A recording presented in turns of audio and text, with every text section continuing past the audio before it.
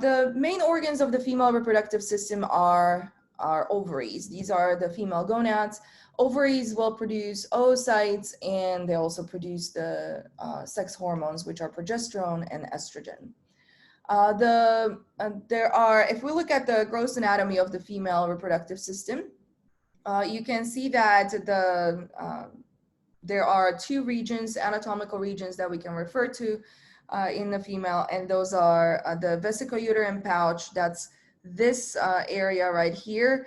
That's created by the peritoneum, and then so as it lines the uterus, it creates these areas right here. And then we have on the posterior side, there is a rectouterine pouch, and that's this area that's behind the uterus and the rectum.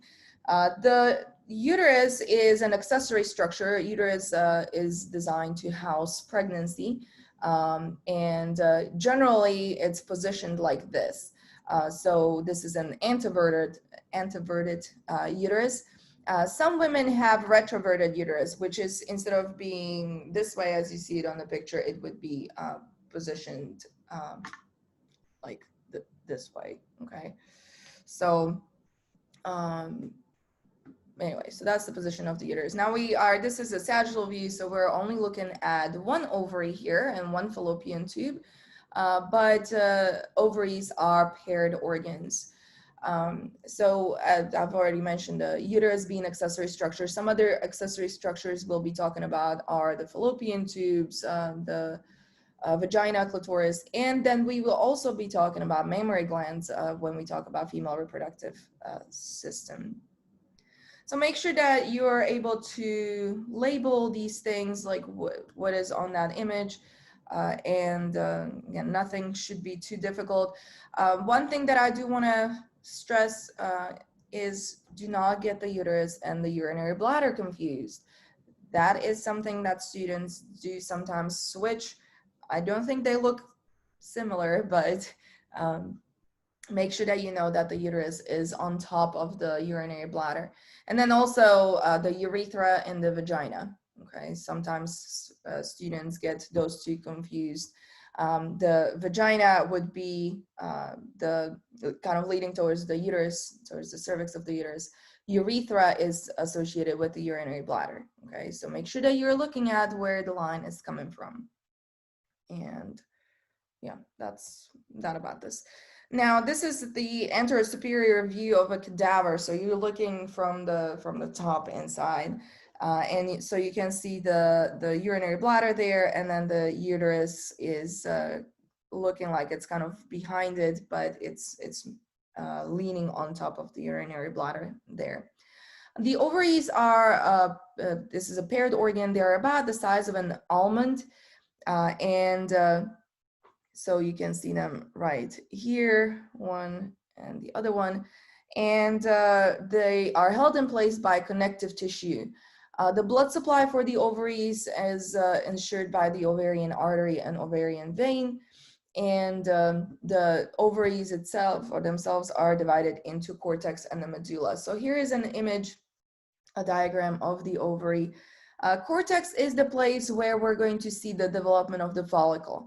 The medulla is generally just going to have the blood vessels and some connective tissue in there, but there are no follicles in the medulla. Okay, so we're going to be talking about some ovarian follicles and then the ovarian cycle. So we cannot talk about oocyte and the follicle development without talking about the ovarian cycle. And then we'll actually kind of merge this together with the uterine cycle as well. That's a thing also. So what is happening to the uterus as the ovarian cycle is happening?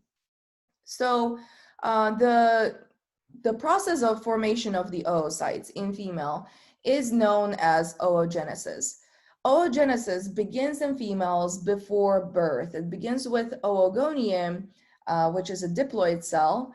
It has 23 pairs of chromosomes, and it begins before birth. The oogonia are going to go through mitosis, and mitosis is a regular cell division. Okay, this is a regular cell division that gives you two identical cells, still diploid cells. So oogonia first will go through mitosis, and they will produce two primary oocytes.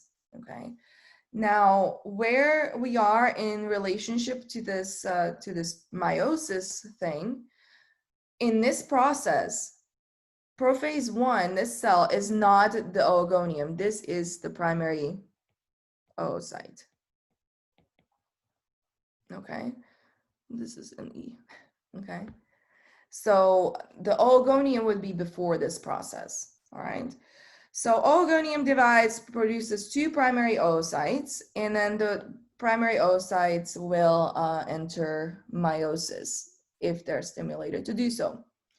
Where are we? Okay, so all of this is happening before birth.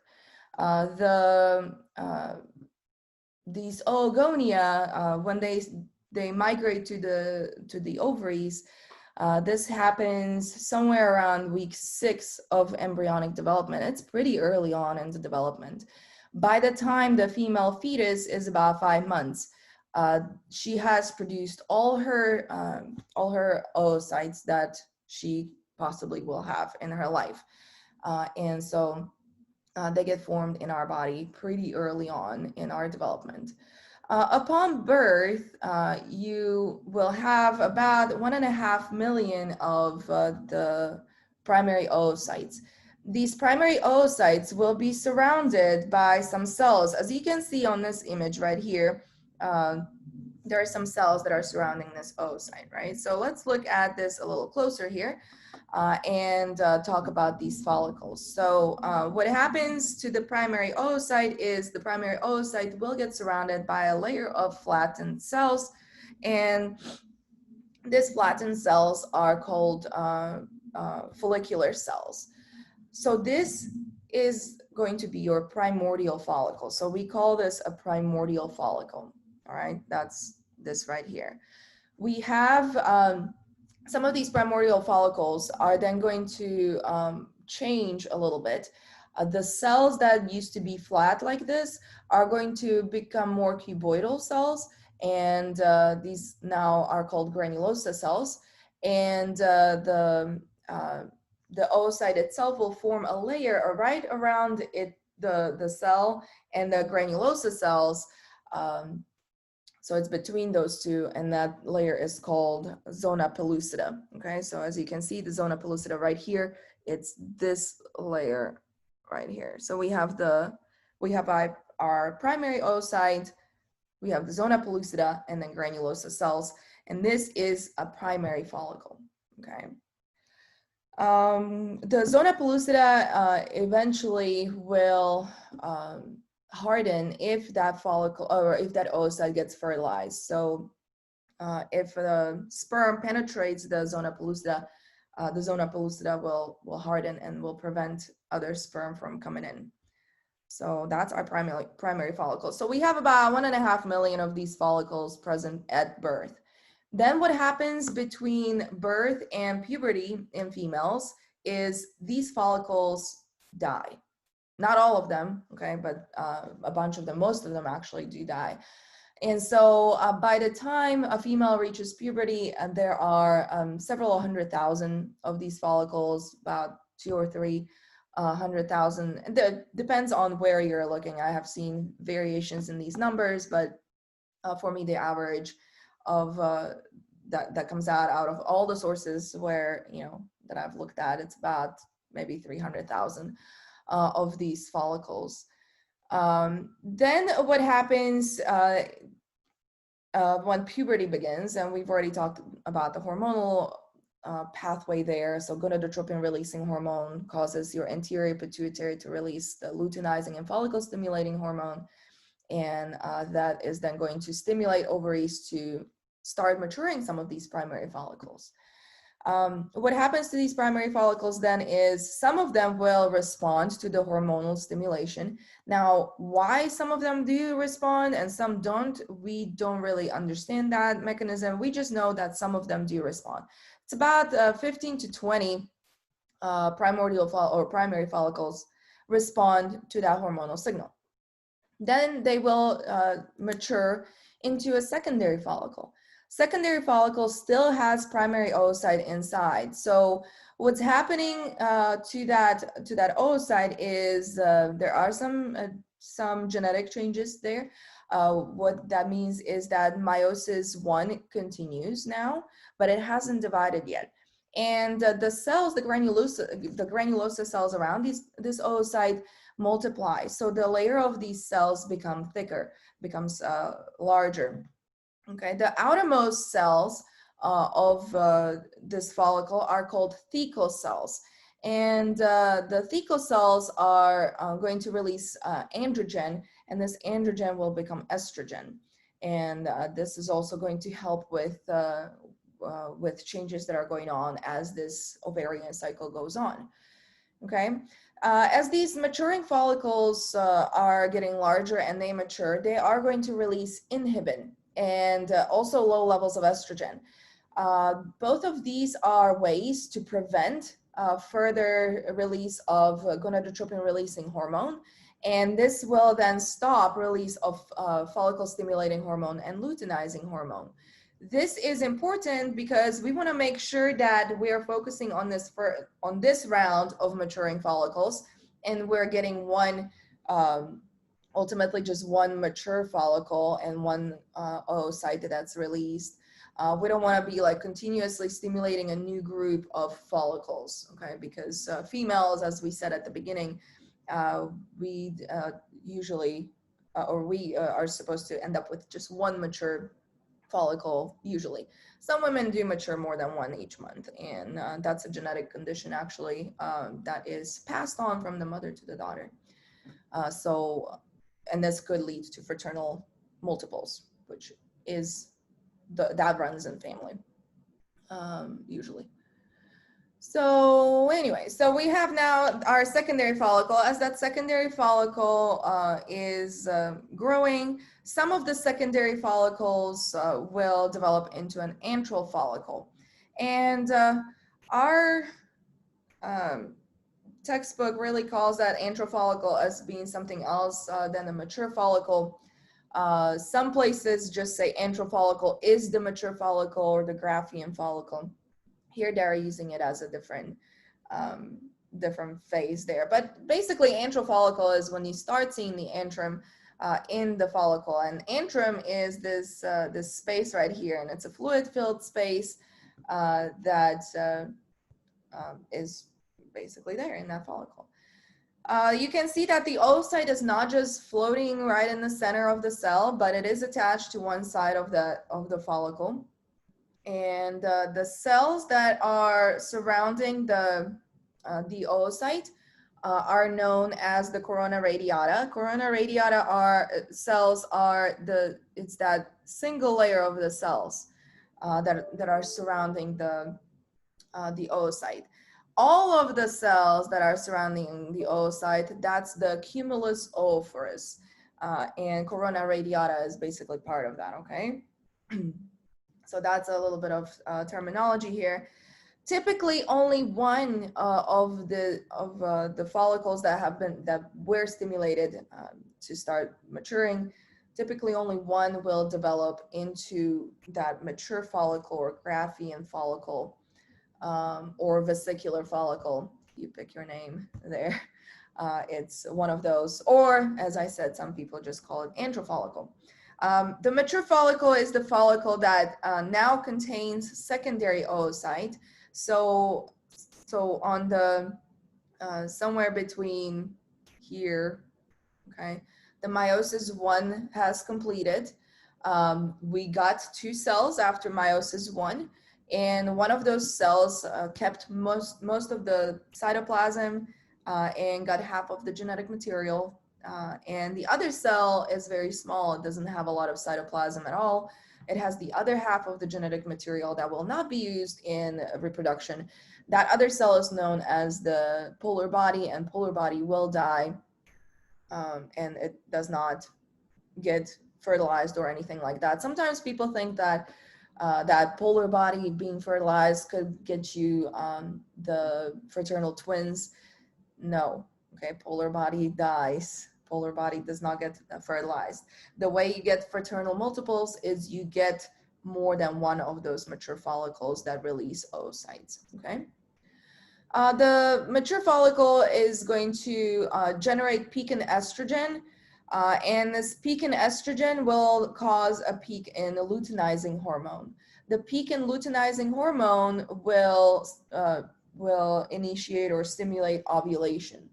So this phase of the ovarian cycle where we see the development of the mature follicle, this is called follicular phase because we're focusing on the follicle. The second phase, really, I don't like to call it a phase because it really is just an event, is the ovulation. And again, it's stimulated by the peak in LH, and it generally happens in the middle of the cycle.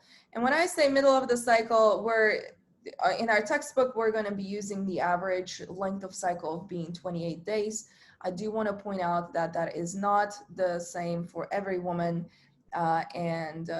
So we're just using the average. It just happens to be that average of all the women, the cycle tends to be 28 days, but every woman has a different cycle and should, track and follow what her body is doing, okay?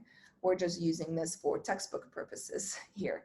So if the cycle is 28 days, ovulation generally happens at the midpoint, which would be day 14. I say generally, this is also different from woman to woman, okay? So some women ovulate early, some women ovulate late, and this can change from one cycle to another. There are things that affect ovulation. There are things that could delay ovulation. And so don't rely on that number 14 being your number for sure, okay? So we're, again, just talking about averages and how it usually happens. Okay, so ovulation involves the release of the oocyte, and as you see here, it is released with the zona pellucida, of course, and then the corona radiata cells also come with it. But the rest of the follicle stays in the ovary, what happens to the rest of the follicle right here is it starts developing into corpus luteum. And so this phase after ovulation is going to be called luteal phase. Because we see the presence of this corpus luteum. Corpus luteum begins to release progesterone and estrogen, as well as inhibin. Inhibin, because we now release this oocyte, we don't want to start stimulating other follicles to mature. The progesterone and estrogen are going to help with making the uterine lining thicker. And making the uterine lining thicker means that it's more, it's better for the blastocyst to burrow in should the oocyte get fertilized. It would be blastocyst that is implanting. I know we haven't looked at that. We'll see what the blastocyst is when we talk about development. Okay, but it is a structure that results from fertilization. Okay, so progesterone and estrogen are rising. You would see the rise in thickness of the uterine lining as well. The oocyte, if it's not fertilized within 24 days, it dies. Okay, so that means you have a pretty short window to get that oocyte fertilized.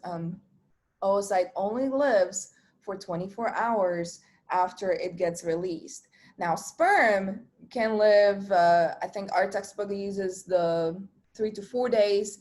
I have seen numbers from 2 to 10 days, okay? So again, we're talking about averages. I have seen places that claim that sperm can live up to 10 days. So, but definitely several days, okay? And longer than the oocyte, and that makes fertilization more likely to occur, okay? Kind of makes up for that short lifespan of the oocyte. So if the oocyte does get fertilized, then the structure will be growing, and it would implant somewhere beginning somewhere about 7 days after fertilization or so. If implantation happens, then human chorionic gonadotropin begins to be released by this burrowing blastocyst, and that would be a signal for this corpus luteum to keep doing its job. However, if fertilization and implantation did not happen, the corpus luteum will not get the signal that implantation is happening, and therefore it will stop releasing progesterone and estrogen. It will become corpus albicans, and the drop in hormones from the corpus luteum would cause the release of the uterine lining. Okay. The process of shedding the uterine lining is called menstruation. The lining shed is menses. The first menstrual cycle for a girl is called menarche. This happens somewhere around age 11 to 12 on average. We have seen a decline in this age over time for many reasons, but the first menstrual cycle, or the menarche, it's determined by many factors, but just the average tends to be about 11 to 12. But yeah, so that's ovarian cycle. Now, if we look at, and here this summarizes like where you see your primary follicle and secondary follicle and so on, and then primary and secondary oocytes. So you can see that between that antral follicle and mature follicle, somewhere there is where the meiosis 1 completes, and you get that meiosis 2. Okay, so secondary oocyte would be after it enters meiosis 2. Talking about the meiosis and what happens to this follicle, we said that after meiosis 1, we get that secondary oocyte, that's going to be your large cell, and then you get the small cell, that's polar body, that will die. Then the secondary follicle, or the secondary oocyte, will enter meiosis 2, but it's not going to complete it unless it is fertilized. So it will enter meiosis 2, but it will arrest in metaphase 2. Okay, we'll go through prophase 2, and then the chromosomes will line up in the middle, but that's how you will ovulate this oocyte. It's in metaphase 2.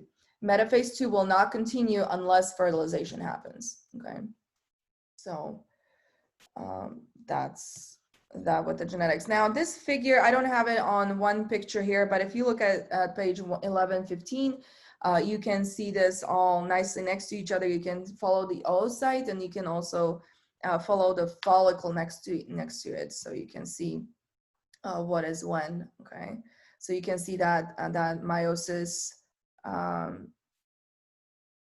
2. I don't know why they put it up here, because that's kind of too high. Okay, it should be a little lower there. Okay, see right there, and then you can see the actual pictures here. The follicles are rather large. You can actually grab a microscope slide and just look at it with the naked eye, and you would be able to see the follicle. And the oocyte is also a rather large cell. Okay, so that's that. Now, I like this figure right here. This is on page 1117, and this nicely shows you what happens to the hormones, how the follicles are changing, and then at the bottom you also see how the uterine lining is changing. So you can see this right here. Now, we are talking about like the pathway from the primary follicle to the antral follicle.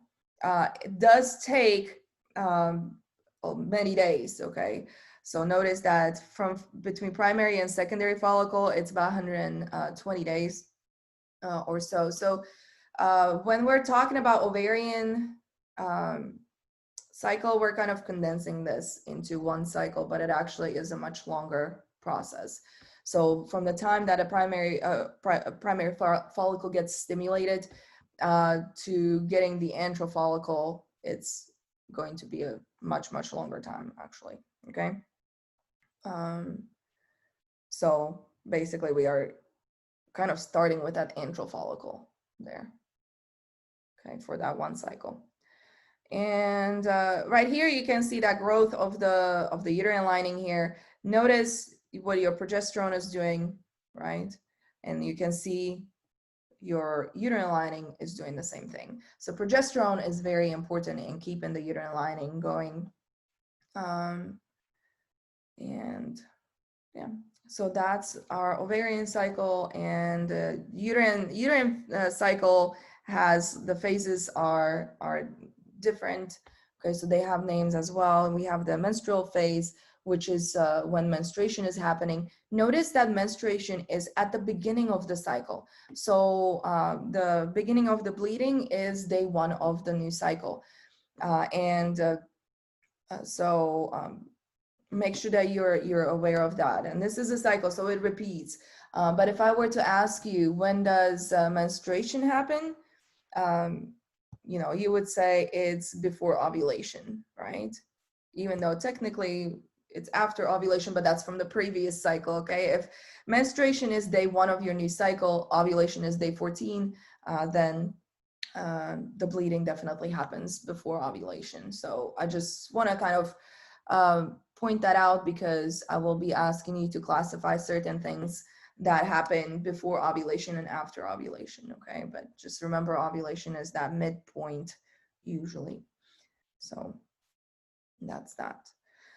This figure just summarizes the hormonal flow, the hormonal stimulation of all these events here, which we've already talked about as we talked about that cycle. So this is a nice summary of what's going on. Here we're looking at the parts of the uterus here. The uterus is, and then also the fallopian tube. So let's start with the fallopian tube first. Fallopian tube is also known as the oviduct or a uterine tube. It is supported by the suspensory ligament a little bit, and that one also supports your ovary. The fallopian tube is going to be the structure where the oocyte goes after ovulation. A fallopian tube has 4 different regions here. Infundibulum is the part that leans against the ovary. The infundibulum has structures known as fimbriae. So you can see that right here. They look like little fingers of that infundibulum, okay? And that's basically what their function is to act like little finger-like structures. And these are helping scoop the oocyte in when it gets ovulated. The next section is the ampulla of the fallopian tube, and this is where the fertilization generally happens, okay? So it's in the ampulla of the fallopian tube. Then the next part is the isthmus, that's the green region of that tube, and then the part that goes through the wall of the uterus is called the uterine part. The inside of the uterine tube would look like this, so you can see that it's very branched here, but all these cells are ciliated, and these ciliated cells ensure that there's current created, and it helps roll the oocyte down the fallopian tube towards the uterus. Okay, that's that about the uterine tube, really. There's also a muscularis layer in the fallopian tube, and this muscularis layer, as it contracts, it helps push the oocyte towards the uterus as well. The uterus is a muscular organ, and actually, let me go back to this still. The uterus has several regions. Also, the rounded part of the uterus is the fundus of the uterus, and generally, like during pregnancy, doctors will measure the height of the fundus, and the height of the fundus corresponds to the gestation of the fetus in weeks. So that can tell you whether the growth of the fetus is going on track, okay? Height of the fundus has nothing to do with how much weight the woman gains. I just want to point that out, okay? Height of the fundus grows pretty steadily throughout the pregnancy. So fundus is that top part, then there's body of the uterus, isthmus, and cervix.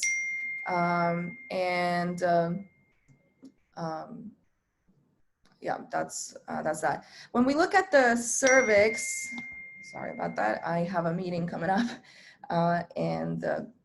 so let's try to get through this. The cervix, when you look at the cervix, cervix has distinct regions here. We have the internal and external os. These are the narrowed regions of that cervix. And then between this is a cervical canal. And then the cervix is this whole thing, that part of the uterus. Cervix actually changes positions during the cycle. So and it tends to be a little more opened up as far as the os goes during the fertile time, and then kind of closes up and changes position during the non-fertile period of time. So some women that track their cycle and chart, they would also be tracking changes in the cervical position and softness and such. During pregnancy, that cervical canal forms mucus, and this mucus would create this mucus plug, and that would prevent bacteria from entering the uterus where the fetus is during pregnancy. But there's normal production of cervical mucus. That's another thing that women chart if they chart their cycle, is how, the thickness of the mucus tells you how fertile you are. But then during pregnancy, it's very thick and creates this plug, okay? The uterus has several layers. So if we're looking at the layers of the uterus, we have endometrium, which is the internal layer, then myometrium, that's the muscular layer, and then perimetrium is the outermost layer there. The endometrium actually is divided into two sublayers, functional and basal layer, and the functional layer is what becomes shed during menstruation. Basal layer will become the new functional layer in the next cycle. Okay, so that's kind of how the growth of the endometrium goes. And is that about the uterus? The uterus actually does contract during menstruation. It's like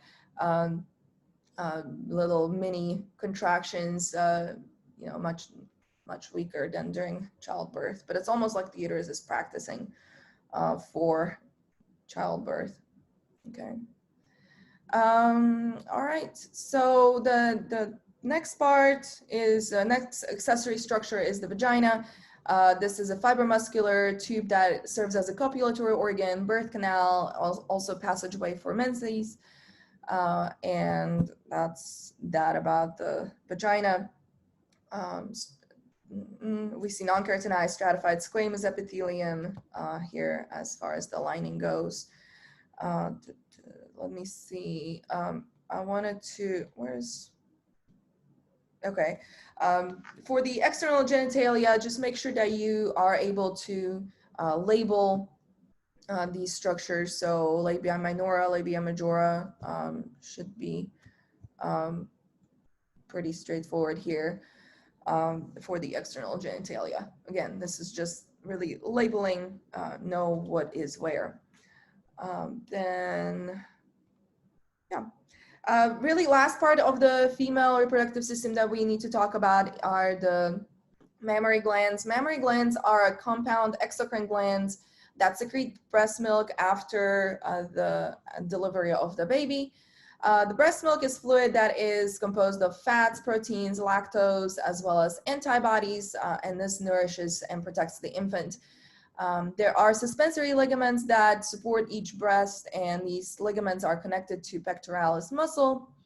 There are large lobes that compose this gland, and these are divided into smaller lobules, and each lobule is composed of alveoli, and then these alveoli produce the breast milk.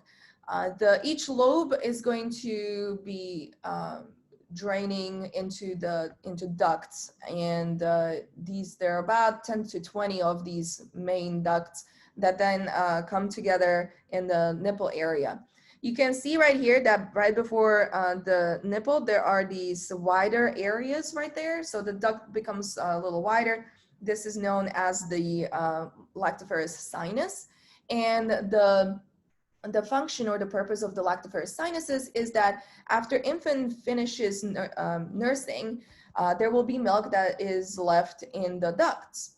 and also in the sinuses. So upon the subsequent nursing session, when the infant latches, it gets the milk from the sinuses and from the ducts, and the sinus just allows more milk to be there, and that kind of reminds the baby, okay, this is what I came here for, so I need to start drinking so that letdown can be initiated. And we'll talk about lactation a little more in chapter 29. So yeah, so I'm gonna stop here with the mammary glands. I know there's the last part of the female reproductive system is the female sexual response, but I like to talk about them together with the male sexual response so we can kind of compare and contrast them because there are some similarities, but also quite a bit of difference there since there are different structures that are involved. So we'll start with the sexual response later.